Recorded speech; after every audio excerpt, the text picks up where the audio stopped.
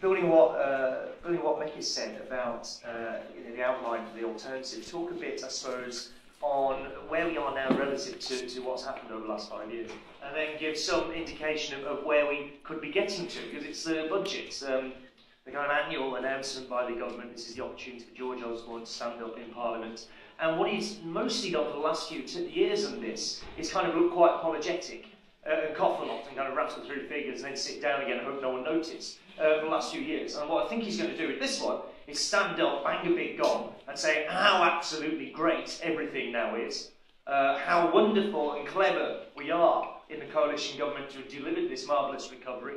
And he will say something like, GDP is up, we're the fastest growing developed economy on the planet, large developed economy on the planet. He'll say that wages are now rising, and he'll say that unemployment is falling, we're creating millions, perhaps let's use a figure, 2 million new jobs. And I think I just want to start with this, because I think this is going to be the message that is given in no uncertain terms between now and May the 7th, will be along these lines. Now, it does not match up, I think, with most people's experience of what's happening now and what's happened over the last few years, but it's nonetheless the message that's there. But just to be clear on this one, that if you're going to start by saying wages have risen, this comes at the end of, in the last few months, at the end of the longest sustained decline in real wages, in people's living standards, essentially since the Industrial Revolution.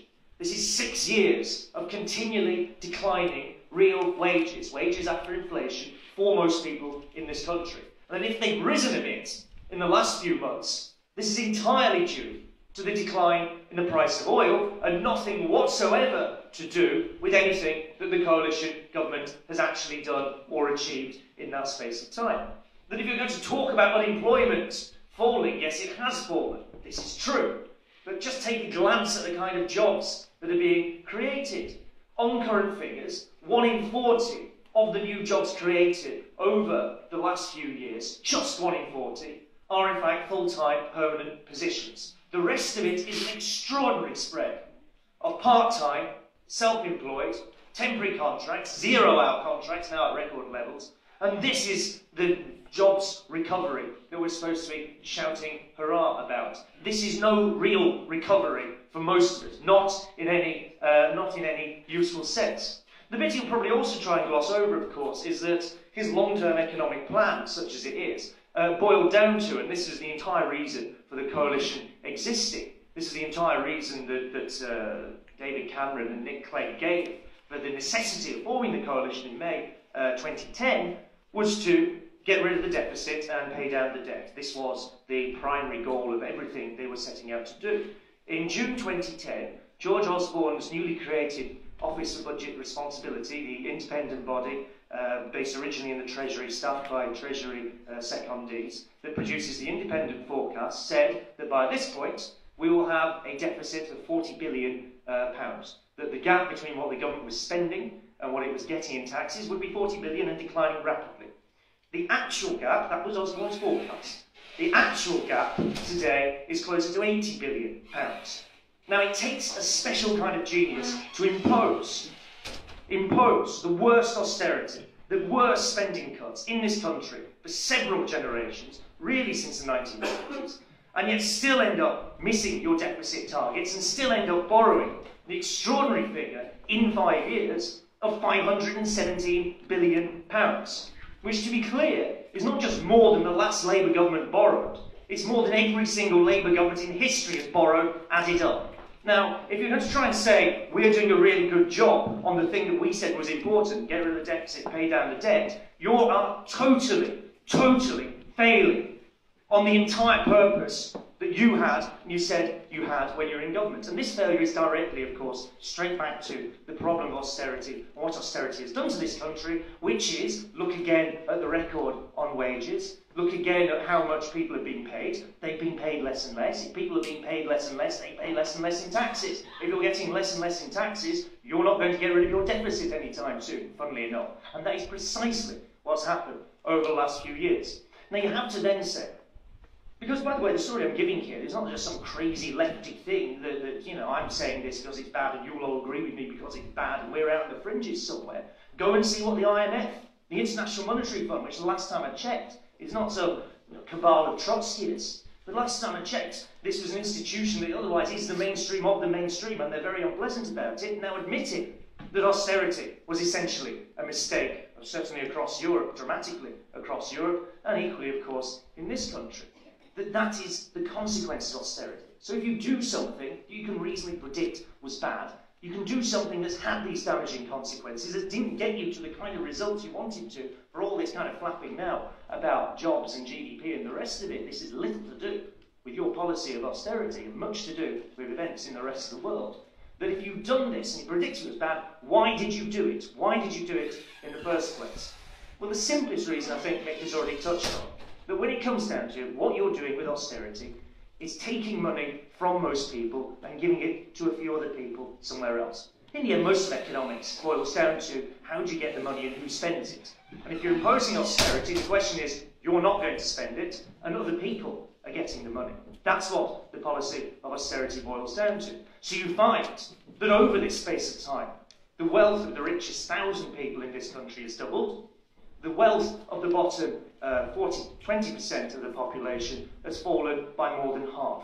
You can see straight away that if you're doing austerity, this is a smash and grab raid on the public sector, a raid on most people's incomes, a raid on most people's standard of living, and a transfer of money up to the top. But there's something else underneath this, I think, and this gets onto what do you do about it.